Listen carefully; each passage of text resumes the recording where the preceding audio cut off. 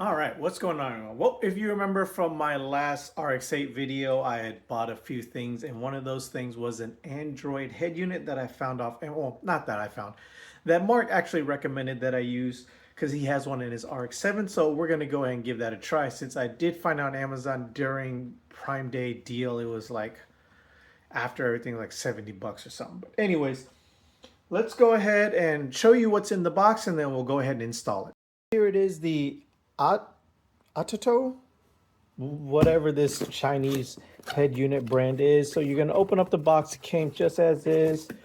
So you do have some cables here. This one, let's see, this one is for the external storage, so for the USB.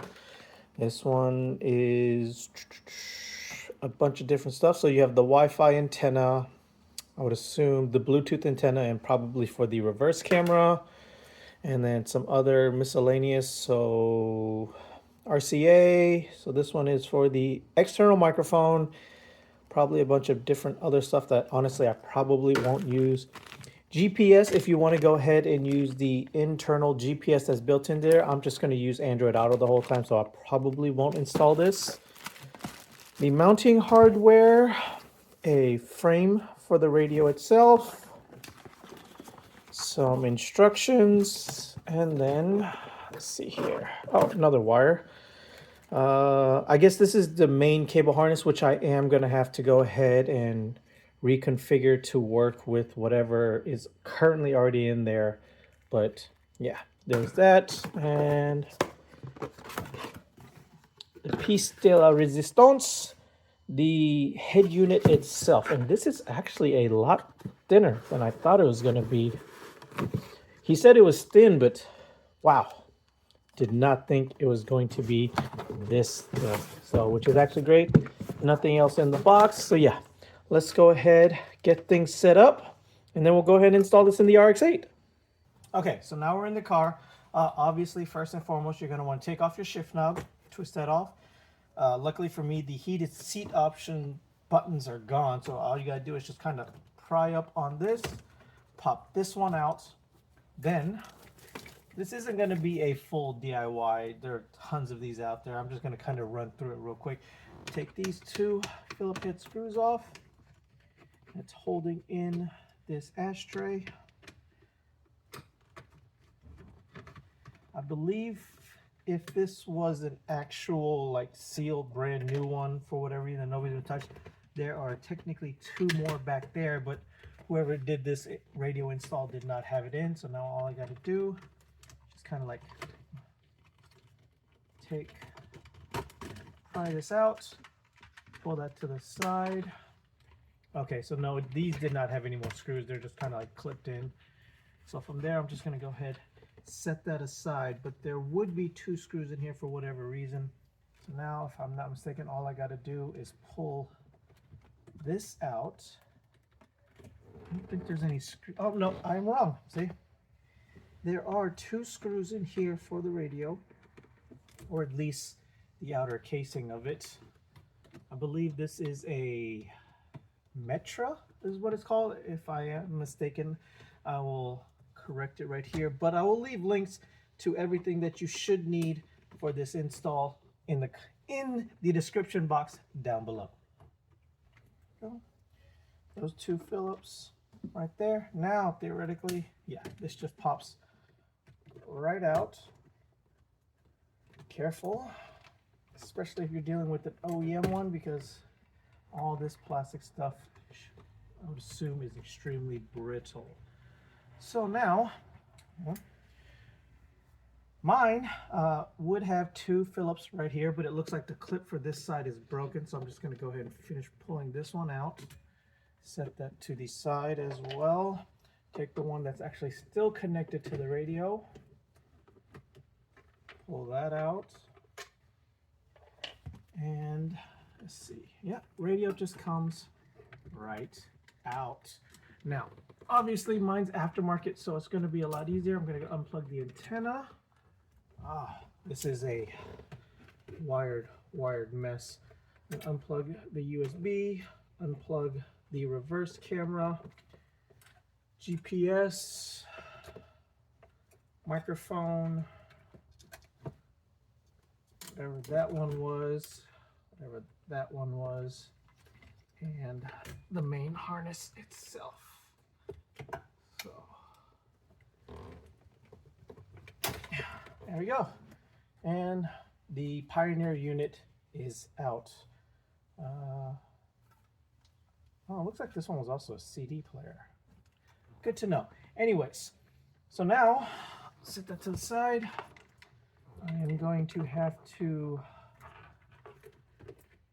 figure out this wired mess here.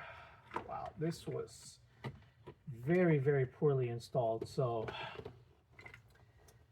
I may opt to just buy a connector harness possibly and make that work.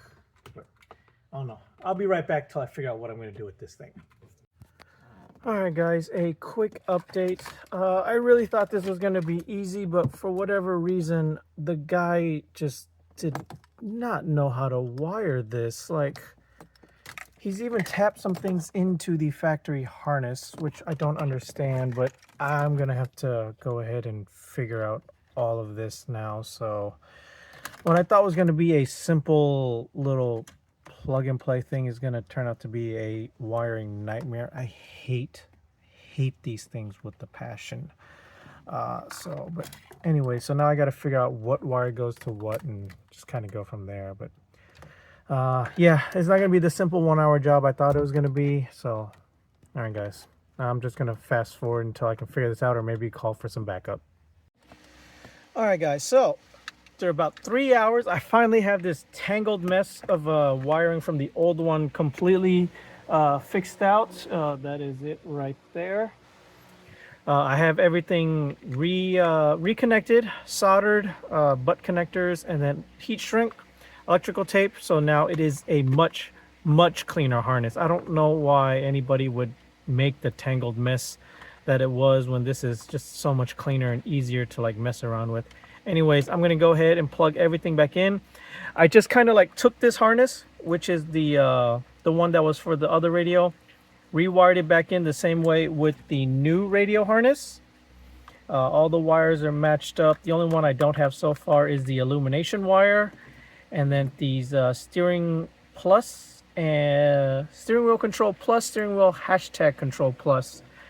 I don't know if mine is going to be using these or the auto jack or the 3mm auto jack to control, or both. We're going to go ahead and find out, but even if they don't work, I'm just going to have to figure that out another day, because 3 hours into this and this Texas heat inside my garage is just too much for me. Oh, and then I got to hook up this reverse camera, which I am going to do a separate connector, so that way I can just plug and unplug. That way if I need to take off this harness, I don't have to worry about cutting it up. So yeah, I'll be right back. I just got it kind of semi mocked up. Let me go ahead, all plugged in. Moment of truth. Oh, that's not good. Oh, there it goes. All right, it turns on, it powers up. Let's make sure that once it turns on, the speakers work and all of that. Android.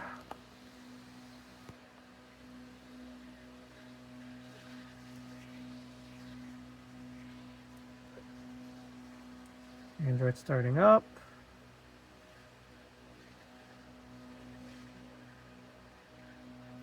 The first boot up is always the longest, guys. All right, and everything seems to be working. Touchscreen works. Let's go ahead and see if the speakers work. Ah, they work. All right, let's see if the steering wheel control works. Okay, steering wheel controls do not currently work, so that's kind of what I was figuring out. But anyways, guys, like I said, it's been like 3-4 hours now. I'm just gonna go ahead and button everything back up, finish tightening up. Oh, I need to plug in the antenna on the back, so I got to take it all out. Like I said, this is just kind of a mock-up. It's not even fully in all the way. But all right, guys, let me clean everything back up, put it back together, and show you the finished product. All right, and when I got everything semi-tucked back in, I actually could not hook up the antenna because that the jack that plugs in is actually broken. But you know, 20-plus-year-old cars, whatever. I don't plan on listening to a radio anyways. I'm gonna hook it up via Bluetooth, so let's make sure one more time that it works. Go ahead and start everything up. Okay. Make sure it might. All right, AC control still works, so I am good there. This button's stuck, so I'm gonna have to like mess around with this a little bit.